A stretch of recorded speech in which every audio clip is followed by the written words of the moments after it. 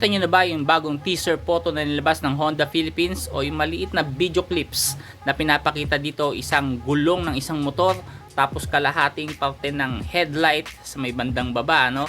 Which is kapansin-pansin at hindi na malayo sa atin yung mga Pinoy kung anong motor yan, ano? Pero kung titingnan mo pong maigit, susuriin mo, may nakalagay dun sa font sa itaas, ready to upgrade. Ibig sabihin, i-upgrade nila yung ganitong formang motor. Tapos revealing soon sa ibaba, ibig sabihin ipapakita nila ito malapit na, no? At color violet naman yung kulay ng kanyang background, which is sa lahat ng nilabas na Honda Click, no? Kasi kung titingnan mo yung gulong tapos yung headlight sa bandang gilid, kahawig siya ng Honda Click, no? Hindi na natin pwede ipagkailayan.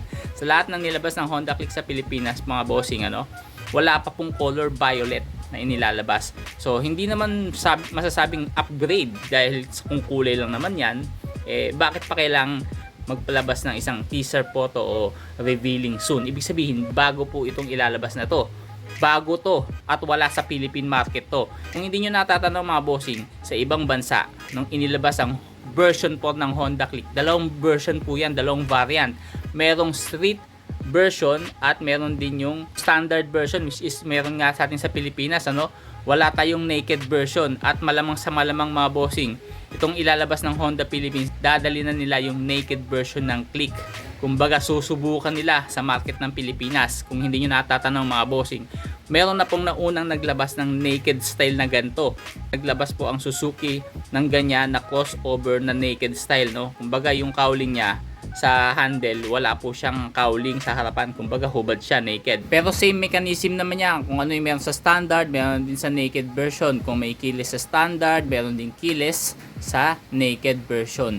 Ang maganda rito sa naked version, mga bossing, ano, hindi ka na magmo-modify pa ng motor. Iba kasi gusto nila yung naked, kumbaga susubukan din nila kung uubra dito sa Pilipinas. Kasi nga, mga bossing, ano, naglabas na po kasi matagal na, no, 2020 pa naglabas ang Suzuki ng ganitong naked style.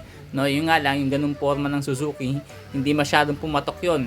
Ngayon, susubukan ng Pilipinas o Honda Philippines yung gatong naked style na Honda Click nila. Susubukan nila kung papatakba sa Pilipinas, ano? Pero ang maganda niyan, meron tayong makikita at bago sa mata.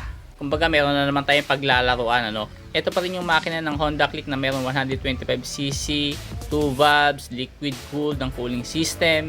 Kaya naman meron siyang 11 horsepower, mga bossing. Mataas ang compression ratio nito. Mas mataas to compared dun sa merong inilabas sa Suzuki, no? Kumbaga yun, ano po kasi yun 2020 pa inilabas. Ito kasi 2025 yung ganitong version nilabas una sa Indonesia. Sa Malaysia naman nilabas ng February 2026. So ngayon sa atin ilalabas baka bago matapos yung August o mga September, ganyan. So hintayin natin yan. Maganda makita natin ng actual. At ang maganda sa specs nito, meron tong keyless, meron na rin tong CBS, yung combi brake system, di ba? Answer back, ayan. Yun ang maganda. Alamin natin kung anong version ba ilalabas, kasi minsan nilalabas nila ano lang, base model lang, hindi keyless, ano. Pero ang presyo nito nag-range ng mga 84,200. Kung ihahambing mo naman sa ka-competitor niya sa market, which is yung Suzuki Skydrive crossover, is nasa 74,000 lang yun, no? Kumbaga, ano kasi ito mas mataas yung specs nitong Click na to. Kung ikaw, gusto mo ba yung ganitong forma na ilalabas ng bago ng Honda? Tingnan natin sabay-sabay yan at tingnan natin kung saan i-reveal ng Honda to. Kung exclusive ba to na i-reveal o kumbaga sa isang lugar, pupuntahan natin yan. Kung hindi naman, makikitain natin yan sa kasa. Sigurado babagsak sa mga kasa to.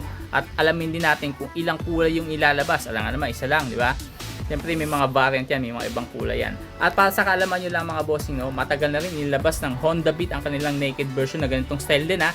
115cc o 110cc naman yon, pero naked din, pero wala sa Pilipinas. Kumbaga ang ilalabas ng Philippines, yung Click version na naked style nila. So ayos na ayos, di ba? May pagpipilian tayo at maganda, marami tayong option na pwedeng pagpilian yung mga consumer, lalo na ngayon ang mahal ng gas, ano? Matinding competition ngayon ng gasoline engine saka electric vehicle, no? Kailangan mag-upgrade din ng mga ganitong motorcycle para naman hindi maumay